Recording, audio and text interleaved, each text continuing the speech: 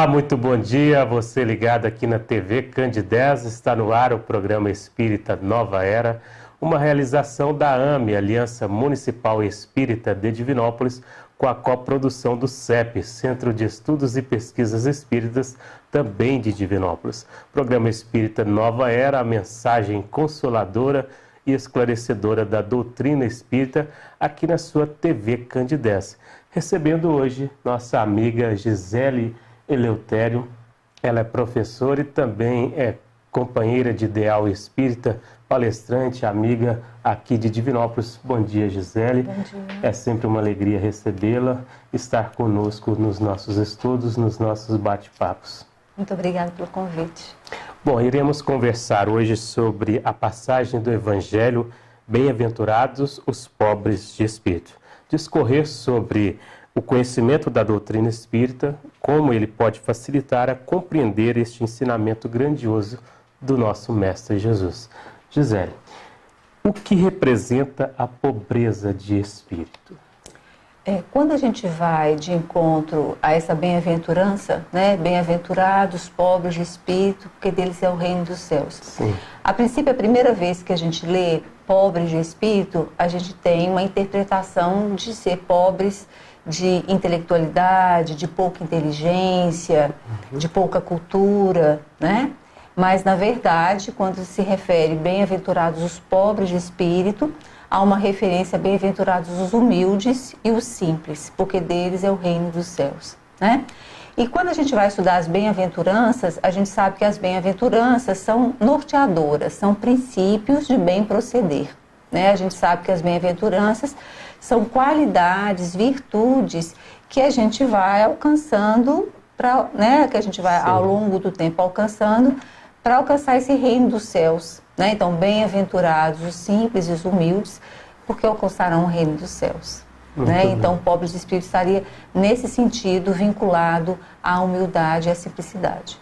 Sendo assim, um dos primeiros ensinamentos do Sermão da Montanha, de fato é o primeiro ensinamento, bem-aventurados os pobres de espírito, porque deles eles herdarão o reino dos céus, no dizer do Cristo. A humildade, ela é pré-requisito para a conquista do reino dos céus, segundo a fala de Jesus. Por quê? Enquanto espíritas, né, a gente tem que nos pautar dentro da doutrina espírita. Então, nós temos 3 princípios básicos, né, que nós estudamos longamente, que são os 3 princípios da imortalidade da alma, né, nós somos espíritos imortais, da pluralidade das existências, né, a possibilidade de várias reencarnações ao longo desse processo evolutivo, e a pluralidade dos mundos. Nesse sentido, o processo evolutivo, além da gente pensar nesses 3 princípios da doutrina, a gente teria que pensar nas leis que regem esse processo evolutivo, que é a lei da igualdade. Então, todos nós somos simples e ignorantes, nascemos simples e ignorantes. A lei da liberdade, do livre-arbítrio, né? E a lei da justiça e do amor em relação à misericórdia divina. Por que é importante a gente entender isso? Porque quando a gente entende a pluralidade dos mundos, a gente vai entender que a gente está num mundo de provas e expiações. Se a gente está hoje, na atualidade, vivendo num mundo de provas e expiações, é certo, portanto, que nós não somos perfeitos, né? Então, isso é a própria constatação de que nós estamos muito longe ainda desse reino dos céus, que seria essa perfeição, né? Então, o primeiro passo, quando a gente fala da humildade, a primeira bem-aventurança, é exatamente porque a humildade, ela é a chave desse processo evolutivo. Sim. Porque eu só consigo entrar nesse processo evolutivo, iniciar esse processo de mudança, de transformação, a partir do momento que eu me percebo e me conscientizo da minha imperfeição. A partir do momento que eu entendo a minha imperfeição, que eu entendo que eu estou muito longe disso por causa, né, do mundo atual que eu estou vivendo, eu consigo galgar esse processo evolutivo, né? Então, a gente tem a humildade, ela seria essa chave, e além disso tudo, de ser a chave, ela é a matriz primeira de todas as outras virtudes. É como se ela fosse o alicerce para todas as demais bem-aventuranças, né? Por isso ela é a primeira, porque a gente só consegue vivenciar um processo evolutivo, a gente só consegue outras virtudes a partir da humildade. Sim, a humildade ela respeita o homem não pelos seus haveres, mas por suas reais virtudes, né? Com certeza. Né? Assim, a pobreza de paixões e também de vício é a que deve amparar o viajor que busca sinceramente essa perfeição. Então, essa introspecção de avaliar de fato as suas características, buscar na virtude esse entendimento de o que é vir a ser pobre de espírito, como Jesus nos coloca, é de grandiosa valia para todos que buscam a sua melhora contínua, não é verdade? Com certeza. E outra coisa importante que a gente tem que pensar é que, além dela ser a chave, né, a matriz básica desse processo e das demais virtudes, ela tem um ponto que eu acho fundamental, que é a questão de nos aproximar do outro. Sim. Né? A partir do momento que eu, né, com a minha humildade, com a minha simplicidade, eu consigo entender meu processo social.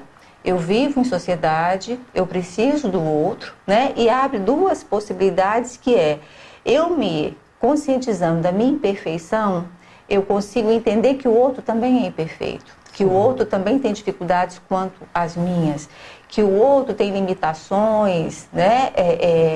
E aí abre para a possibilidade da paciência, da tolerância, da compreensão da dificuldade alheia, né? Compaixão ao próximo. A compaixão. E de outra partida, eu tomo consciência do quanto o outro é importante para mim, né? Porque é exatamente nessa minha relação com o outro é que eu consigo me completar, tomar consciência dessa minha dificuldade, que eu posso recorrer ao outro para ser uma pessoa melhor. E ainda tem outro ponto da humildade que eu acho que também é muito interessante da gente pensar, é o quanto que ela é libertadora. Porque se eu me considero, se eu tenho a consciência da minha imperfeição, eu consigo respeitar mais os meus limites. Né? Então eu respeito o meu limite, eu consigo falar, nesse momento eu não consigo, nesse momento eu não dou conta, nesse momento eu preciso da ajuda de um outro. E aí, né, vai ficando cada vez mais claro o quanto que essa humildade, sem dúvida, é a mais importante para a gente, uma das virtudes mais importantes para a gente buscar no nosso dia a dia. Para vencer as dificuldades também e ir colocando em prática o fazer ao outro aquilo que gostaríamos que de fato nos fosse feito, né? Com certeza. Gisele, ser humilde então é ser precisamente o quê? Ou seja, como a humildade se manifesta?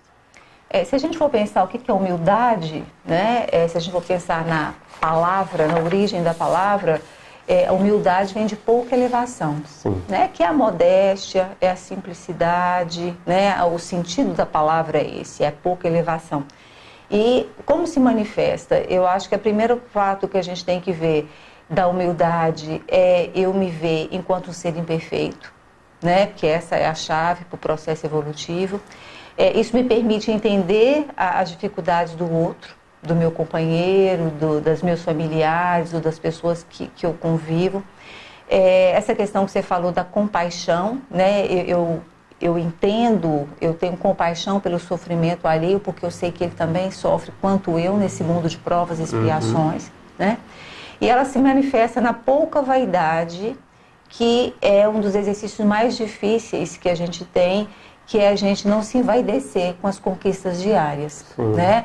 É um caminho que eu sei que eu estou evoluindo, eu preciso evoluir, eu preciso me transformar gradativamente, mas com muita oração e vigília para que isso não me envaideça, né? Porque a vaidade seria o contrário. Quando a gente fala pouca elevação, se eu me envaideço, eu me orgulho e eu acabo fazendo o contrário, né? Eu acabo me elevando além, né, do que deveria. Justamente nesse ensinamento tão grandioso que Jesus coloca, que aquele que se exaltar será humilhado, né? E aquele que se rebaixar, ou seja, aquele que entender tudo isso será exaltado. É um processo assim de busca realmente para buscar esta perfeição, né? Quando compreender a dor do outro, ter compaixão de fato, essa humildade brota em si, dentro do ser, né? Sem dúvida. Bom, para você que sintonizou agora na TV Candidez, estamos apresentando o programa Espírita Nova Era, uma realização da AME, Aliança Municipal Espírita de Divinópolis, com a coprodução do CEP, Centro de Estudos e Pesquisas Espíritas, também de Divinópolis. A mensagem consoladora da doutrina espírita aqui na sua TV, todos os sábados às 9h30 da manhã, com reprise toda terça-feira às 7 horas da manhã, levando a você, onde esteja em casa, curtindo aqui este momento de bate-papo espírita da mensagem do Evangelho de Jesus para te esclarecer melhor. Hoje nós estamos conversando sobre o tema Bem-aventurados os pobres de espírito, uma passagem do Evangelho exemplificada por Jesus, e estamos abordando aqui como que o conhecimento da doutrina espírita auxilia na compreensão deste ensinamento importantíssimo. A nossa convidada de hoje é a Gisele Eleutério. Ela é professora e também palestrante de Ideal Espírita. Gisele, quais as consequências e as causas da falta da humildade? Nós sabemos que a causa, né, a falta da humildade, a princípio, seria uma ignorância, né? Enquanto eu ignoro a minha imperfeição, eu ignoro as minhas dificuldades, então facilmente eu me vaideço, né? E o perigo da falta de humildade é exatamente o oposto dela, que é eu me elevar em relação aos demais, que é através do orgulho, né? O orgulho nada mais é do que uma elevação do amor próprio, uma elevação das vaidades, se, né, colocar numa posição superior aos demais. E nós sabemos que uma das provas mais difíceis, o Livro dos Espíritos nos coloca isso, uma das provas mais difíceis são exatamente as provas que nos colocam nesse lugar de poder, né? O poder da riqueza material, o poder da intelectualidade, né? Nós sabemos que quanto mais conhecimento, quanto mais intelectualizado uma pessoa mais difícil se torna a humildade. E também uma outra faceta que também é muito complicada para se transformar em orgulho são as representações sociais, políticas, né? Que a gente sabe que a pessoa que tem uma representação política, social, de uma representação de um grupo. Então, seriam essas três, né, vertentes que eu avalio como mais importantes para a gente pensar a questão do orgulho, que são esses lugares, essas posições que a pessoa ocupa temporariamente, né, que é a riqueza, a intelectualidade e o poder político, nesse sentido, que faz com que ofusque para essa pessoa as suas dificuldades. Ela é colocada num lugar, né? A gente acabou de falar aqui, então, que humildade é uma baixa elevação. Quando eu falo de um orgulho e quando eu falo desses lugares de destaque que algumas pessoas ocupam nessa atual existência, são lugares de alta elevação, né? Você vai imaginar uma pessoa que tem uma riqueza financeira muito boa, ou uma pessoa que tem um pós-doc super intelectualizado, uma pessoa que é político atualmente e que ele, de certa forma, ele se vê superior aos demais, né? É óbvio que eu não estou falando, nem nós podemos generalizar que toda pessoa rica, todo intelectual e todo político está nesse lugar. Mas são provas dificílimas, porque são lugares que colocam essa pessoa em pleno, né, orgulho, destaque. E isso acaba ofuscando as suas dificuldades, as suas imperfeições. E aí acaba que é exatamente o contrário do que a gente falou no início. Enquanto a humildade é a chave para o processo evolutivo, é a chave para as outras virtudes, as outras bem-aventuranças, o orgulho é o oposto disso. O orgulho fecha a pessoa nessa suposta perfeição, nessa suposta superioridade, né, que é irreal. Kardec coloca como as chagas da humanidade, né? O orgulho, o egoísmo, a vaidade. Isso, de fato, a pessoa se achar nessas condições, na hora que ter que fazer uma reflexão mais profunda, vai ver que perdeu muito tempo também, né? E sem dúvida, o próprio Livro dos Espíritos fala, é uma das provas mais difíceis mesmo, porque você acaba na ilusão daquela superioridade, você se vê numa condição de destaque, né? Colocada pela sua atual situação nessa reencarnação, mas que isso vai ter um preço muito caro no sentido de retardar esse processo evolutivo, de você realmente se haver com as suas dificuldades, com as suas limitações. E se eu sou o dono da verdade, se eu sei de tudo, se eu, né, sou todo poderoso, que é assim que o orgulhoso se sente, ele acaba se afastando das outras pessoas, porque as outras pessoas vão ser sempre inferiores a ele. Então aquela aproximação que eu falei anteriormente, que a humildade nos possibilita com o outro, que é eu recorrer ao outro para poder ele me auxiliar nesse processo, o orgulhoso não tem, né? Porque ele não consegue pedir ajuda, ele não consegue recorrer ao outro, porque ele sabe tudo, né? Se eu sei tudo, se eu sou dono da verdade, como que eu posso me beneficiar com alguém que é inferior a mim, né? Importante, tem uma passagem no livro Cartas e Crônicas que o irmão X, o Humberto de Campos, ele coloca assim que justamente um palestrante de muito renome, vamos colocar assim, ele dava ali as suas palestras e tinha sempre um companheiro que vinha para assistir as palestras, né? E aí num belo dia se encontra na rua essa pessoa que sempre estava ali assistindo a palestra o cumprimenta. Como vai, irmão? Tudo bem? E ele não gostou daquela atitude, se sentiu muito acima daquele companheiro e se colocou assim, não gostou da atitude dele, de ter parado ele na rua, perto dos seus amigos ali, chamando ele de irmão.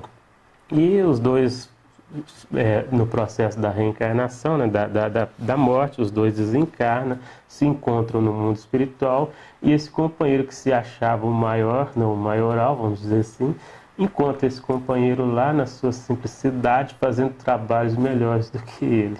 E aí ele chega perto dele, como vai, irmão? Opa, irmão, como você está? Tudo bem? Que saudade de você. Olha a diferença de atitude, a diferença de postura mesmo, de lidar um com o outro.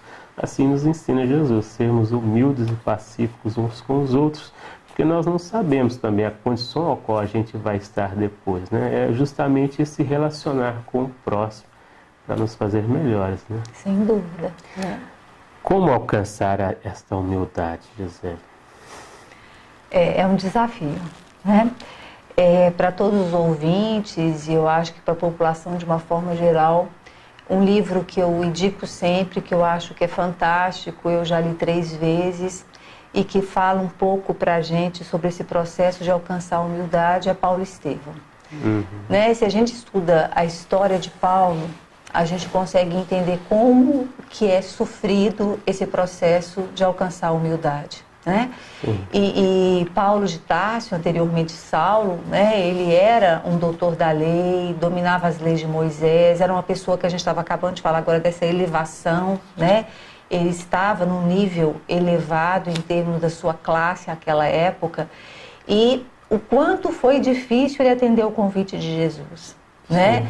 Ele teve que se desvencilhar de todos os conceitos, de todos os princípios, de todos os valores, né? Afastar da família. Ele foi para o deserto, ele foi trabalhar com o tecelão, na tentativa de conquistar, de conseguir viver plenamente a humildade. Então, o livro, ele nos fala desse percurso, mas ele é extremamente ilustrativo para a gente entender o quanto é difícil a gente se colocar nesse lugar de imperfeito, nesse lugar né, de busca mesmo das bem-aventuranças. Então, é um processo difícil. E o que Paulo faz é um trabalho de autoconhecimento, de introspecção, de meditação. Ele vai para o deserto, né?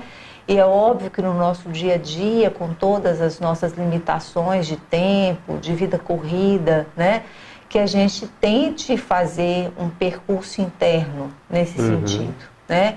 Que no dia a dia eu consiga me vigiar, orar e tentar entender assim, se eu, nos meus atos diários, nos meus pensamentos diários, se de fato eu estou sendo arrogante, se de fato eu estou sendo orgulhoso, se de fato eu não estou recorrendo ao outro por uma questão mesmo de orgulho, né? Que eu consiga nos meus atos entender essa humildade. E como eu falei com você anteriormente, eu acho que a gente tem que pensar nesse princípio da libertação, dela ser extremamente libertadora, porque ela faz com que a gente se respeite, né? Então eu acho que a gente vai conquistá-la assim, respeitando, entendendo que a gente está no processo evolutivo, que a gente se encontra atualmente no mundo de provas e expiações, que de fato as coisas não são fáceis, de fato eu não sou imperfeito, e aí eu me respeito, eu respeito o outro, né? Eu consigo entender que nós estamos juntos nesse processo, eu consigo auxiliar o outro a partir do momento, e também solicito ajuda. Então a gente vai conquistando essa virtude, a gente sabe que virtudes são conquistadas ao longo de muitas reencarnações, né? Quando eu falei dos 3 princípios básicos, nós não podemos deixar de pensar nessa benevolência, nessa misericórdia divina que nos dá a possibilidade de várias reencarnações. E a gente sabe que a gente não vai conquistar as bem-aventuranças numa única, né? A gente sabe que é um processo longo, que é um processo difícil, mas que é um processo diário. Buscar de fato o que o Paulo fez, igual você colocou, esse momento dele no deserto é refletir, é estar consigo mesmo, né? Repensar alguns valores, algumas atitudes, ponderar o que de fato, como Santo Agostinho nos coloca na pergunta 919 do Livro dos Espíritos, conhece-te a ti mesmo, né? Buscar essa introspecção. Você falou no livro Paulo e Estevão, eu gostaria de colocar um outro livro também relacionado à história de Paulo de Tarso, onde o Alírio de Cirqueira Filho, no livro O Legado de Paulo de Tarso, não sei se você o conhece, um livro muito interessante, muito bom, uma abordagem sobre Paulo e Estevão deste livro e de outras obras ao qual são relacionadas também as experiências, vamos colocar assim, as vivências de Paulo de Tarso. Então, um livro muito bom. Bom, nós estamos chegando ao final aqui do nosso programa. A nossa amiga Gisele Eleutério, que mensagem você gostaria de deixar aqui aos nossos telespectadores? Eu acho que a mensagem é exatamente essa que eu acabei de falar um pouco em relação à vigilância. Eu acho que ela é extremamente importante para nós, né? Vigiar os nossos pensamentos, eles são os construtores das nossas ações, né? Se eu consigo pensar com benevolência, se eu consigo pensar com compaixão em relação a mim, em relação ao outro, né? Eu consigo ter ações, né, mais coerentes com esse pensamento mais correto e se respeitar, porque eu acho que é um processo difícil mesmo, como eu falei, é um processo longo, é um processo que a gente vai estar engatinhando, né? Mas a mensagem que eu gostaria de deixar é que a gente consiga vivenciar essa humildade, essa simplicidade no nosso dia a dia. Muito bem. Nós agradecemos a você, Gisele, que Jesus a abençoe sempre para continuar levando esta mensagem de luz, de amor que a doutrina espírita nos propõe e nos auxilia muito com este conteúdo. Muito obrigado. Jesus sempre lhe abençoe. Obrigado. Nosso programa termina por aqui. Programa Espírita Nova Era, uma realização da AME, Aliança Municipal Espírita de Divinópolis, com a produção do CEP, Centro de Estudos e Pesquisas Espíritas, que vai ao ar todo sábado aqui pela TV Candidez, às 9h30 da manhã, com reprise toda terça-feira, sempre às 7 horas da manhã. Agradecemos a todos pelo carinho da sua audiência. Um bom sábado, um bom dia, uma boa tarde, um bom fim de semana. Até o próximo programa.